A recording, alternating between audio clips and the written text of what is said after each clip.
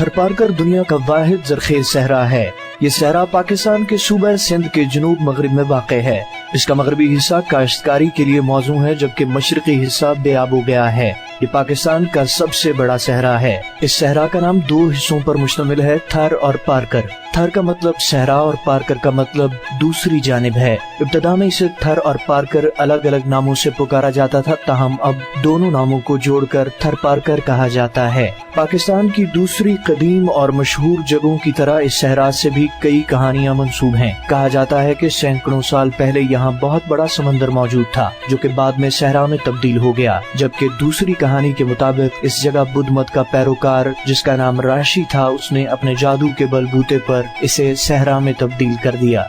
थरपारकर को सकाफत का जखीरा कहा जाता है और यहाँ सिंधी, राजस्थानी और गुजराती सकाफत नुमाया है। खवातीन घाघरा और चोली पहनती हैं और अपना सारा चेहरा दुपट्टे से ढांकती हैं। यहाँ ज्यादातर खातीन चांदी के जेवरात पहनना पसंद करती हैं। कुंवारी लड़कियाँ सफेद और शादीशुदा खवातीन सुर्ख रंग की चूड़ियों से अपनी कलाइयाँ सजाती हैं। लिबास के फर्क की बदौलत कुंवारी और शादीशुदा और बेवा खवातीन में बासानी फर्क महसूस किया जा सकता है। थर के मर्द लंबे और स्याही माइल रंगत के हामिल होते हैं। बड़ी बड़ी मूछें और दाढ़ी भी उनकी पहचान होती है। ये भी सहरा का रिवायती लिबास पहनते हैं। सहराई जिंदगी बड़ी मुश्किल और गैर यकीनी होती है। पानी ना होने की वजह से शदीद मुश्किलात का सामना करना पड़ता है, जिसकी वजह से यहाँ के वासियों को एक जगह से दूसरी जगह नकल मकानी करना पड़ती है। ताहम मुश्तरका और मजबूत खानदानी निजाम की बदौलत तमाम मुश्किलात को मिलकर झेला जाता है। सहरा में मुश्तरका खानदानी निजाम को बहुत अहमियत हासिल है। एक ही घर में कम से कम 3 नस्लें आबाद हैं। मईशत का सारा निजाम मर्द के हाथ में होता है, जबकि औरतें घर संभालती हैं।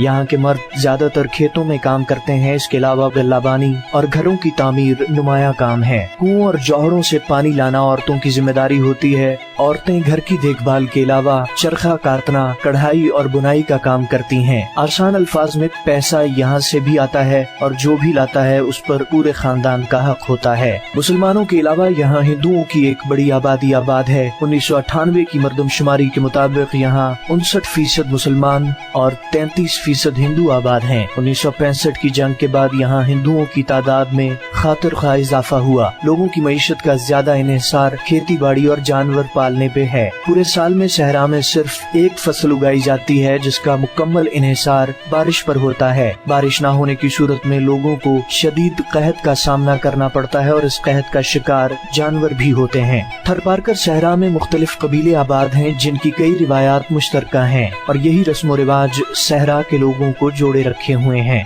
पाकिस्तान के दूसरे कबीलों और कबायली इलाकों की निस्बत यहाँ बेटी को बहुत इज्जत दी जाती है। उसे बहुत बुलंद मर्तबा दिया जाता है। सहरा में शादी ब्याह के मामलात, तकरीबात और रस्म रिवाज मुल्क के दूसरे इलाकों से मुख्तलिफ होते हैं। हिंदू बिरादरी में लड़की की मंगनी बचपन में ही कर दी जाती है और शादी ब्याह के लिए लड़की की राय को अहमियत नहीं दी जाती। मुसलमान खानदानों में भी शादी के सिलसिले में करीबी रिश्तेदारों, जात और बिरादरी को फाकियत दी जाती है। थरपारकर में शादी ब्याह में वट्टे सट्टे को खास अहमियत दी जाती है। अगर लड़की की शादी किसी ऐसी जगह हो जिनके यहाँ कोई लड़की न हो तो दूल्हे वाले दुल्हन के खानदान को एक खास रकम अता करते हैं। शादी ब्याह के मौकों पर दूल्हे के यहाँ खूब महफिल सजाई जाती है, खूब हल्ला गुल्ला और रौनक होती है।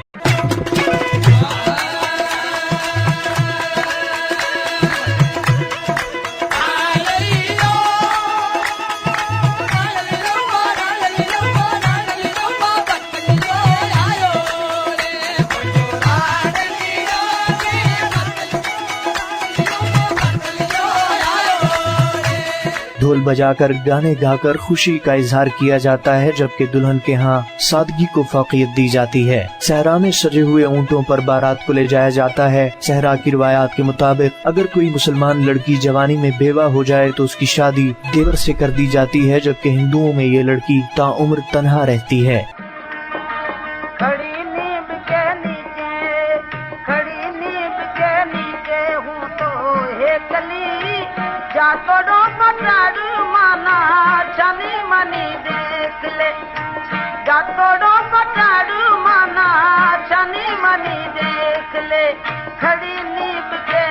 اگر کسی خاندان میں کوئی وفات پا جائے تو اس علاقے کی روایات کے مطابق عورتیں کالے کپڑے پہنتی ہیں اور اپنی چوڑیاں توڑ دیتی ہیں۔ ہندو روایات کے مطابق سوگ 3 دن منایا جاتا ہے، جبکہ مرگ کے بعد مرد سر کے بال اور مونچھیں مڈوا دیتے ہیں۔ 12 دن تک سلے کپڑوں کی بجائے انسلی چادریں پہنتے ہیں اور سوگ مناتے ہیں۔ تھرپارکر صحرا میں میلے ٹھیلوں کا خاص اہتمام کیا جاتا ہے۔ سارا سال مختلف تہوار منائے جاتے ہیں جو لوگوں کو اکٹھا کرنے اور خوش رکھنے کا موقع فراہم کرتے ہیں۔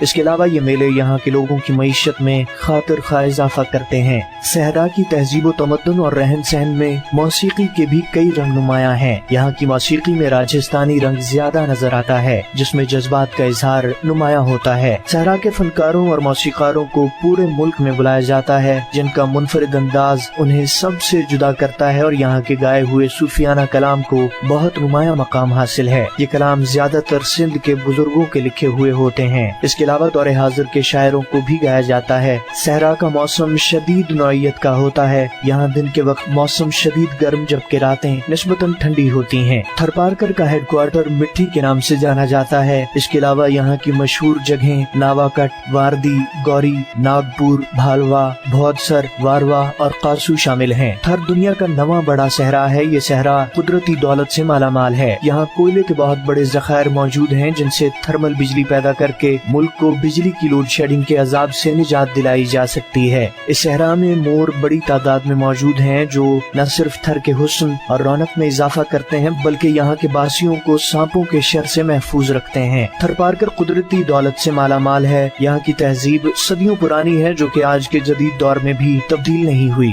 صحرا کے لوگ محبت کرنے والے اور مہمان نواز ہیں۔ صحرا کا بے آب و گیاہ علاقہ عمر اور ماروی کی لازوال محبت سے آباد ہے، جس کی داستان کو سب سے زیادہ شاہ عبداللطیف بھٹائی نے اشعار کا رنگ دیا۔ صحرا صدیوں سے کئی داستانوں اور قصوں کا گواہ ہے۔ یہ خشک خطہ خوبصورت تہذیب سے مزین ہے، اس لیے کہا جاتا ہے کہ جب بھی صحرا کا سفر کریں تو اس کا ایک نیا پہلو سامنے آتا ہے، اور ابھی بھی اس کے بہت سے رنگ انسانی آنکھوں سے اوجھل ہیں۔ ہر رنگ کی اپنی ایک داستان، اپنی ایک تاریخ ہے۔